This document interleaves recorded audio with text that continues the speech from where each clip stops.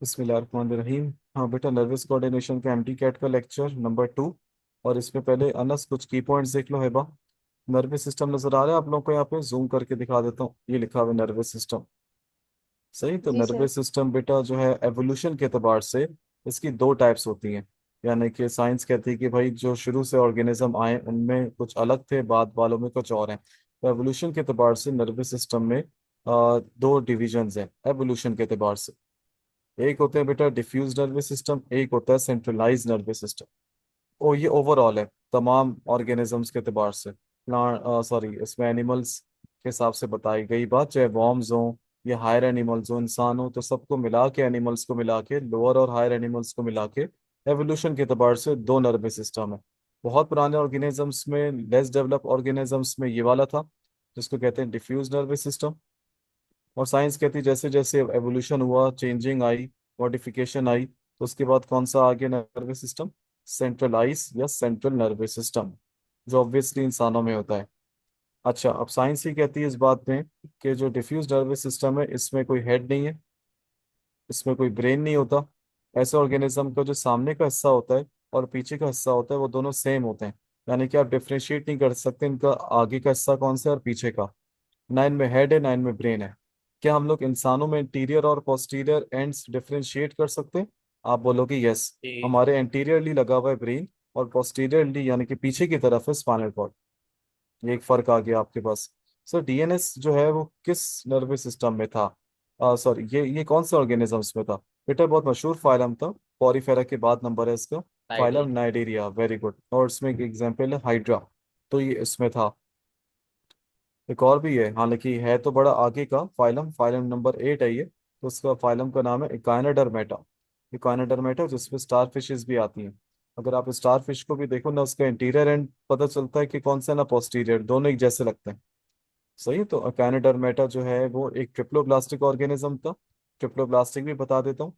जो जिसके बनने के दौरान तीन लेयर्स होती हैं: एक्टोडर्म, मीसोडर्म और एंडोडर्म।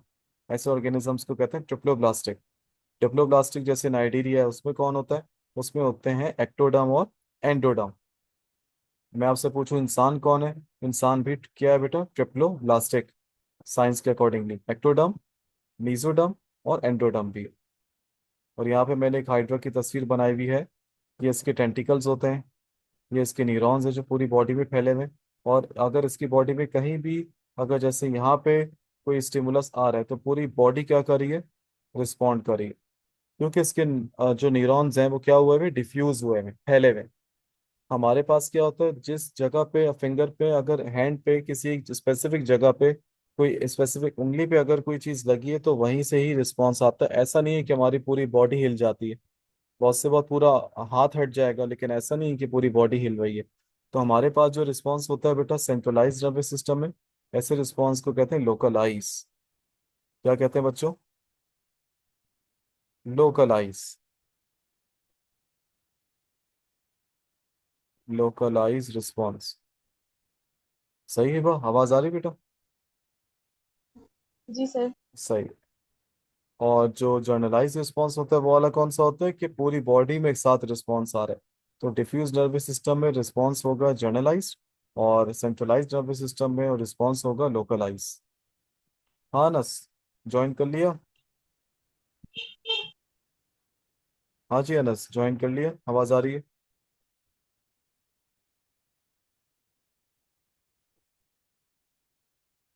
अनस तुम्हारा माइक कनेक्टिंग नहीं हुआ हुआ है। जी सर, मेरा सही है। लेकिन हो गया। नेट बंद हो गया। ओके ओके, सही सही, ठीक है ठीक है। सेंट्रलाइज नर्वस सिस्टम को शॉर्ट फॉर्म में क्या कहेंगे बच्चों? सीएनएस। क्या इसमें ब्रेन आता है? यस। क्या इसमें हेड आता है? यस। क्या इसमें स्पाइनल कॉर्ड आता है? यस। इसमें इंटीरियर और या सामने के एंड पर क्या लगा हुआ है? ब्रेन। पीछे या पोस्टीरियर या डोर्सल की तरफ क्या लगा हुआ है? Spinal cord. और सेंट्रलाइज नर्वस सिस्टम कौन कौन से फाइलम से लेके कहाँ तक है? फाइलम प्लेटी से लेके फाइलम कॉर्डेटा तक। बस कौन सा हटा दो बीच में से? एकाइनोडर्मेटा हटा दो और नाइडेरिया हटा दो, पॉरीफेरा भी हटा दो। तो पॉरीफेरा, नाइडेरिया और एकाइनोडर्मेटा के अलावा जो बचते हैं platyhelminthes, arthropoda, mollusca, annelida, nematoda, chordata, ये सारे आपके पास कौन से? Centralise nervous system. और मैं आप दोनों से सवाल पूछता हूँ, इंसान या ह्यूमंस किस में आते हैं, कौन से फाइलम में? कॉर्डेट्स। Very good. और कॉर्डेट्स की क्लास कौन सी है? मैमिलिया, है ना? जी। ये चीज हो गई आपके पास। ये कुछ की पॉइंट्स हैं। अच्छा, अब एक और चीज। अभी हम आहिस्ता आहिस्ता लेक्चर्स में बढ़ेंगे ब्रेन की तरफ ना। मैं बीच में की पॉइंट्स इसलिए लिखवाता हूँ क्योंकि बहुत लाज जरूरी होते हैं की पॉइंट्स ना। At the end of chapter वो थोड़ा सा वो हो जाता है, बीच बीच में जो जो भी याद आते रहता है लिखवाते रहते हैं। अब हम पूछें कि सर हम ह्यूमन ब्रेन में आने से पहले थोड़ा सा बता दें और कुछ चीजें। देखो बेटा, एक एक वर्ड बड़ा मशहूर है इस चैप्टर में, गैंग्लियन। सही है। और एक और वर्ड बड़ा मशहूर है, नर्व। लेकिन यहाँ पे चार वर्ड्स लिखे हुए, गैंग्लियन, गैंग्लियन, न्यूक्लियाई, ये वाला न्यूक्लियाई नहीं जो सेल के अंदर होता है, वो अलग चीज है। नर्व और ट्रैक्ट, ये चार वर्ड्स हैं। अब जरा एक एक करके पढ़ते हैं। गैंग्लियन क्या होता है? जब बहुत सारे न्यूरॉन्स मिल जाते हैं तो उनके बहुत सारे न्यूरॉन्स की सेल बॉडीज भी होती हैं, ऐसी है। तो बहुत सारे न्यूरॉन्स की सेल बॉडीज को मिला दो तो वो क्या बनता है बेटा? गैंग्लियन। क्या बनता है बच्चों? गैंग्लियन। तो collection of cell bodies. Cell body का एक और क्या नाम होता है? सोमा। सही है। तो गैंग्लियन। अच्छा, गैंग्लियन और न्यूक्लियाई में क्या फर्क है? अगर पेरिफेरल नर्वस सिस्टम के न्यूरॉन्स की सेल बॉडीज को मिला दोगे तो उसके कलेक्शन को गैंग्लियन कहते हैं। वही न्यूरॉन्स अगर सीएनएस में हैं तो उनके कलेक्शन को न्यूक्लियाई कहते हैं। ये समझ में आया? और अगेन बता दें। पीएनएस में जो न्यूरॉन्स हैं, पेरिफेरल नर्वस सिस्टम के जो न्यूरॉन्स हैं, उनके जो सेल बॉडीज हैं, उनको अगर आप मिला दो, कलेक्ट कर लो, तो उन सबको मिला के गैंग्लियन कहते हैं। सेम वही चीज है, बस पीएनएस हो तो गैंग्लियन कहते हैं, सीएनएस हो तो न्यूक्लियाई कहते हैं। सही। ठीक है। The collection of cell bodies of neurons is known as dash. तो सर सीएनएस का पूछ रहे हैं या पीएनएस का? सीएनएस का पूछ रहे तो न्यूक्लियाई, पीएनएस का पूछ रहे तो गैंग्लियन। सही। अब ये क्या चीज़ है? नर्व। नर्व उर्दू में जैसे नस हो गया। नर्व और ट्रैक्ट भी की चीज़ है। अगर पेरिफेरल नर्वस सिस्टम है तो उसको नर्व्स नर्व्स बोलेंगे, नसें। और अगर सीएनएस है तो उसको ट्रैक्ट कहेंगे, ट्रैक्ट। नसों का ही कौन नाम ट्रैक्ट हो जाता है सीएनएस में, और नस को फिर हम लोग कहते हैं नर्व, लेकिन पीएनएस में। नर्व क्या चीज़ होती है? Collection of neurons. यानी कि बहुत सारे न्यूरॉन्स को आप मिला दो और उनको एक टिश्यू में रैप कर दो, तो collection of neurons is known as nerve. और आपको पता है बच्चों, नर्व में क्या दौड़ता है? नर्व में खून नहीं दौड़ता, नर्व में तो करंट होता है। सही। और अगर बहुत सारे न्यूरॉन्स की सेल बॉडीज को सिर्फ आप अटैच कर दो, बाकी कुछ ना हो, ना डेंड्राइट ना एक्सॉन, सिर्फ सेल बॉडीज के कलेक्शन को क्या कहेंगे? Ganglion in PNS and nuclei in CNS. ये समझ आया? हेलो हेलो, आज आवाज नहीं आ रही दोनों की। जी सर। नहीं, बाकी आती है आवाज, कभी कभार आती है बाकी। बस अभी सही है, एकदम से बहुत तेज आती है बाकी आवाज। और अच्छा। अनस, अनस आवाज आ रही है अब? ठीक है, सही है। आज मुझे नेट प्रॉब्लम क्यों लग रहा है, पता नहीं। आवाज आ रही जा रही तुम लोग की, ऐसा हो रहा है।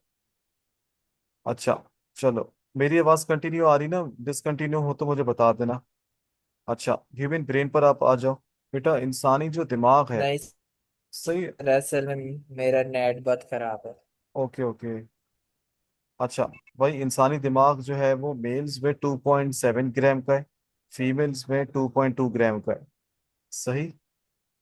तो ये वेट के हिसाब से है, कोई पूछता नहीं है वैसे, वेट कोई मसला नहीं है। और जो ह्यूमन ब्रेन है, आपका अल्लाह भला करे, आपके सिंह टेक्स्ट बुक बोर्ड में इसकी वैल्यू तकरीबन दी हुई है, मेल फीमेल जर्नलाइज दी हुई है। एक एवरेज वैल्यू 1.4 kg, तकरीबन 1.5 किलो का, यानी कि 3 पाउंड्स का। तो आपको ये वैल्यू फिर एटलीस्ट याद करनी है, मैंने इसलिए इसमें डबल टिक कर दिया। सही। अच्छा, ह्यूमन ब्रेन जो है वो हमारे कौन से टिश्यू से निकला है जब हम डेवलप हो रहे होते हैं? एक्टोडर्म या मेसोडर्म या एंडोडर्म? तो आपका आंसर होगा एक्टोडर्म। एक्टोडर्म से डिराइव हुआ है, एक्टोडर्म से। और ब्रेन के जो सेल्स होते हैं, भाई ब्रेन एक ऑर्गन है, ऑर्गन मिलके बनता है टिश्यू से, टिश्यू मिलके बनते हैं सेल से। तो जो ब्रेन के अंदर जो टिश्यू है, सेल्स है, उसमें कितने परसेंट वाटर है? 85% वाटर। 85% वाटर। सही। और ह्यूमन ब्रेन जब एम्ब्रियोनिक लाइफ होती है, यानी कि शुरू के months, first second months of development, तो किस ट्यूब से ब्रेन बनता है? तो उस ट्यूब का नाम आपके सेकंड ईयर की बायो की बुक में है, डेवलपमेंट एंड एजिंग में, उस ट्यूब का नाम है न्यूरल ट्यूब। न्यूरल ट्यूब वो स्ट्रक्चर होता है जिससे आगे जाके ब्रेन और फिर स्पाइनल कॉर्ड बनता है। तो ये याद रखना, it is derive, brain is derive from कौन सा tube? Neural tube, neural tube. जी बच्चों, यहाँ तक लेकिन क्लियर है? दूसरे नंबर पे बनता है क्या चीज? ब्रेन। ब्रेन, पहले पे ब्रेन तो हार्ट बनता है। पहले हार्ट है, ब्रेन है, फिर उसके बाद Aahista Aahista lungs, liver, lungs, intestine. बिल्कुल। अच्छा, अब आ मेरे जाओ। वापस पेन होना शुरू हो गई। है। चलो ज्यादा सोचो नहीं, ज्यादा इंशाल्लाह हो जाएगा। क्या कह रही हो? कुछ कह रही हो? पानी, पानी का इंटेक ज्यादा। ओहो, डॉक्टर हिबा का भी मशवरा आगे हो। जी पानी। सर, मैं सही से। हाँ बिल्कुल सही कह रही है, मैंने कुछ बोला भाई? और आप बेचारे की बोल सकते हैं साहब, माइक इसका खराब है, बुरा लग जाता है। आ, नहीं नहीं, सही कह रही है। पानी का इंटेक वैसे हम लोग कम रखते हैं ना, पढ़ाई और पढ़ाने के चक्कर में जॉब्स रूटीन आउट हो जाता है। वही देखो बच्चों, अनस थोड़ी वो अपना, if you want to leave तुम देख लेना, कोई बात नहीं बेटा, आई कैन अंडरस्टैंड। और हिम्मत कर सकते हो तो कर लो, जैसे तुम्हें आसानी हो। सही है। हाँ, बस लैपटॉप सामने रखा है तो सुन रहा हूँ बस। बस सही। अच्छा, ये आज हमारे, लिख नहीं रहा कुछ भी। नहीं नहीं कोई मसला नहीं। भाई जो ह्यूमन ब्रेन है बच्चों, ये फोल्ड्स की फॉर्म में होता है, फोल्ड्स की फॉर्म में। ऐसे ही होता है ना, कीमा, कीमा जैसा होता है, कीमा। तो ये जो फोल्ड्स होते हैं उसको हम लोग क्या कहते हैं? उसको हम लोग कहते हैं गायरस। ये सिंगुलर है, और प्लूरल होगा तो गायरी। सही। और गायरस, और हर एक फोल्ड के दरमियान में जो ये आप अंदर की स्पेस देख रहे हो, अंदर की जगह, तो उसको कहते हैं सल्सस। और प्लूरल होगा तो सल्साए। जहाँ ये फोल्ड थोड़ा नीचे चले आते हैं, तो ये जैसी वाली जगह है, तो इसको हम लोग क्या कहेंगे? सल्सस। और ये फोल्ड्स का फायदा क्या होता है? फोल्ड्स का फायदा ये होता है कि बेटा सरफेस एरिया क्या होता है ब्रेन का? इंक्रीज होता है या डिक्रीज? आप बोलोगे सर सरफेस एरिया इंक्रीज होता है। सरफेस एरिया इंक्रीज होने का फायदा क्या है? न्यूरॉन्स ज्यादा तादाद में सही से काम करेंगे। तो फोल्ड्स का फायदा यही होता है बेटा, मस्कुलर फोल्ड्स का, जो हमारे इंटेस्टाइन में होते हैं, फीमेल्स में विजाइना में होते हैं, स्टमक में होते हैं हमारे फोल्ड्स। तो फोल्ड्स हमारे ब्रेन में आ गए फोल्ड्स, तो बेटा फोल्ड्स का फायदा ये सरफेस एरिया इंक्रीज होता है। सही। और ब्रेन के बेटा तीन पार्ट्स होते हैं, पहले बेसिक बेसिक बता देता हूँ। एक मेरे बच्चों है, इसमें होता है फोर ब्रेन। कौन सा होता है ना साहब? एक होता है आपके पास, और फिर फोर का मतलब आगे हो गया। और एक सबसे लेस डेवलप्ड होता है इंसानों में, साइंस कहती है, उसको हम लोग बायो में कहते हैं मिड ब्रेन।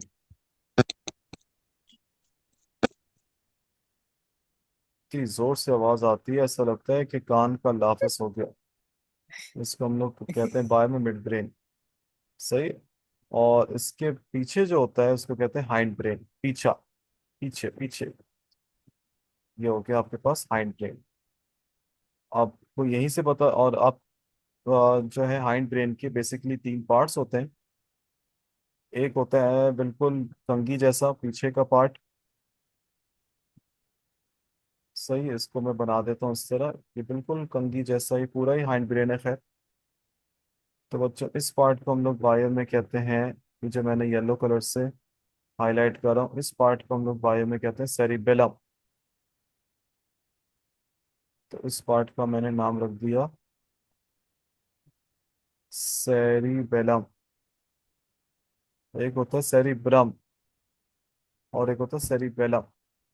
तो ये सेरिबेलम है। ये जो आपके पास पार्ट होता है इसको कहते हैं पॉन्स। ये भी हाइंड ब्रेन का पार्ट है। सही है। और जो लास्ट पार्ट होता है सबसे नीचे, इसको कहते हैं मेड्यूला ऑब्लोंगेटा, या मेड्यूला ऑब्लोंगाटा।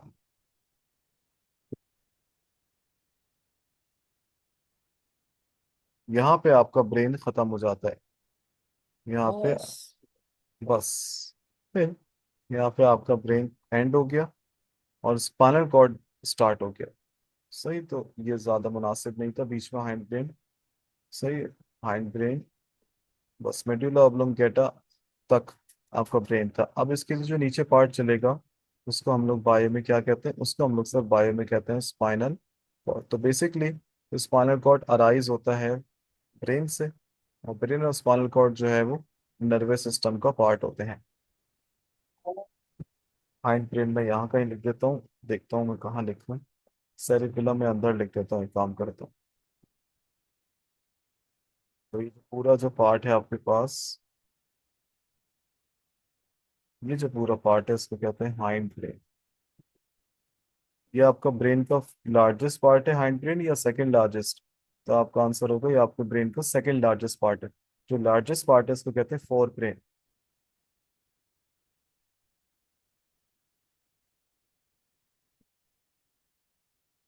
सेरिबेलम। सही, तो आपके पास ये हो गया। अच्छा, अब अगर हम वापस आए पीडीएफ पे, ये वो लिखा हुआ है बेटा। अभी बता दो ग्रे मैटर क्या होता है। अच्छा बच्चों, फोर ब्रेन का एक और नाम रट्टा मार लो आज की क्लास में, इसको कहते हैं प्रोजेंसीफिलॉन। फोर ब्रेन का एक और नाम होता है प्रोजेंसीफिलॉन। मिड ब्रेन का एक और नाम होता है मेजेंसीफिलॉन। और हाइंड ब्रेन का एक और नाम होता है रोम्बेंसीफिलॉन। ये याद रखना है आपका। फोर ब्रेन का एक और नाम प्रोजेंसीफिलॉन, मिड ब्रेन का एक और नाम मेजेंसीफिलॉन, और हाइंड ब्रेन का एक और नाम रोम्बेंसीफिलॉन। सही है। मिड ब्रेन के बारे में लिखा हुआ है, अगर एमसीक्यू आ जाए कि नॉट सर वेल 2 मिनट आप रुक जाएंगे, अजान यस हाँ, में आवाज नहीं आ रही। Okay okay okay okay.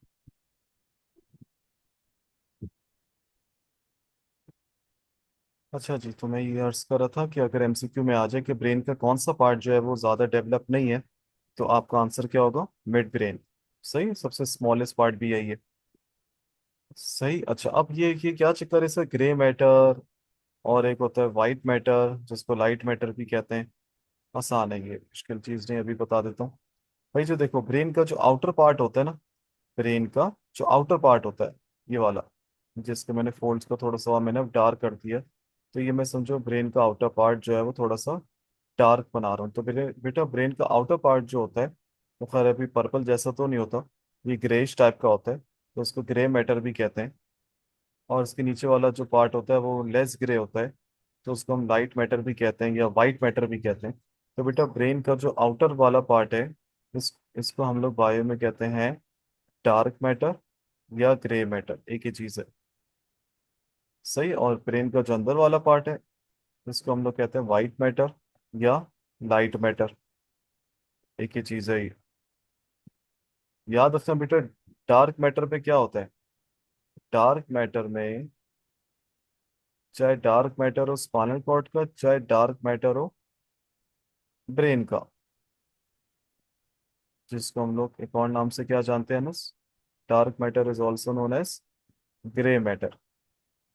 क्या यहाँ पे न्यूरॉन्स होते हैं? न्यूरॉन्स तो पूरे ब्रेन में न्यूरॉन्स, तो पूरे स्पाइनल कॉर्ड में। तो याद रखना बेटा, डार्क मैटर को डार्क मैटर ही इसलिए कहते हैं क्योंकि वहाँ पे न्यूरॉन्स की कौन सा पार्ट होता है सबसे ज्यादा? इन जगहों पे बहुत सारे न्यूरॉन्स का कौन सा पार्ट होता है? न्यूरॉन्स का सोमा होता है। सोमा का एक और नाम है क्या है? Cell body. और सेल बॉडी में न्यूक्लियस होता है कि नहीं? हाँ जी बच्चों, सेल बॉडी में न्यूक्लियस होता है। होता है। बिल्कुल। और न्यूक्लियस जो होता है वो एक डार्क स्टेनिंग ऑर्गेनेल है। सही। तो न्यूक्लियस के प्रेजेंट होने की वजह से वो जगह काफी डार्क नजर आती है। सही है। लेकिन न्यूरॉन में सिर्फ सोमा तो नहीं होता, न्यूरॉन्स में तो एक्सॉन भी होते हैं। सही। तो वो सब पूरा जो पार्ट होता है वो कहाँ पे होता है? वो होता है लाइट मैटर, जिसका एक और भी नाम है वाइट मैटर। तो वाइट मैटर में एक न्यूरॉन का अगर एक्सॉन पाया जा रहा है, तो उसी न्यूरॉन का सोमा कहाँ पाया जा रहा है? उस ब्रेन के डार्क मैटर में। तो ये इस तरह होता है, यानी कि न्यूरॉन्स का आधा पार्ट होता है लाइट मैटर में, आधा पार्ट होता है वाइट मैटर। ये चीज मत भूलना, याद रखना। लाइट मैटर का एक और नाम वाइट मैटर है। और यहाँ पे न्यूरॉन्स के क्या होते हैं? यहाँ पे सर न्यूरॉन्स के होते हैं एक्सॉन्स। किसी को याद है एक्सॉन्स का एक और नाम? कल बताया था। एग्जाम्स का एक और नाम बिल्कुल, नर्व फाइबर। फाइबर्स। बिल्कुल।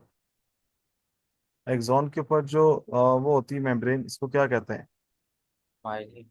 हाँ, वो एक्सोलेमा। एक्सोलीमा। और न्यूरॉन्स के अंदर जो साइटोप्लाज्म होता है, बस उसको क्या कहते हैं? न्यूरॉन्स के अंदर जो प्लाज्म होता है इसको क्या कहते हैं बा? ए बा कहाँ चली गई? एक ए, एक्सोप्लाज्म कहते हैं सर। उसको न्यूरोप्लाज्म कहते हैं न्यूरॉन्स का अगर है तो, और अगर एक्सॉन के अंदर है तो एक्सोप्लाज्म। अच्छा सर, आपने लेक्चर के अंदर ये बताया था, वो जो मैं देख रहा था हम्म। कि पूरे अगर हम उसकी बात करें न्यूरॉन की मेम्ब्रेन की, तो उसको सार्कोलेमा कह रहे नहीं नहीं नहीं, सार्कोलिमा नहीं, न्यूरोलिमा। हैं। यार से फिर आपने मिस्टेक कर ली है। मैंने कल सार्कोलिमा बता दिया। नहीं नहीं, कल वाले लेक्चर नहीं, मैं जो रिकॉर्डेड डाला हुआ था पहले से, प्लेलिस्ट वाला। प्ले लिस्ट में। हाँ, उसके अंदर आपने बताया कि उसको सार्कोलेमा कहते हैं। सार्कोलिमा तो मसल सेल्स की मेम्ब्रेन को कहते हैं ना। जी, मैं भी यही सुन रहा था। एक मिनट यार, मुझे तुम लेक्चर वो बताओ, कौन सा नंबर है लेक्चर का? पहला पहला वाला ही। पहला लेक्चर। उसके अंदर जब हम यहाँ पे पहुंचे थे ना, एग्जॉन के पास जब तक। हाँ, पहला लेक्चर।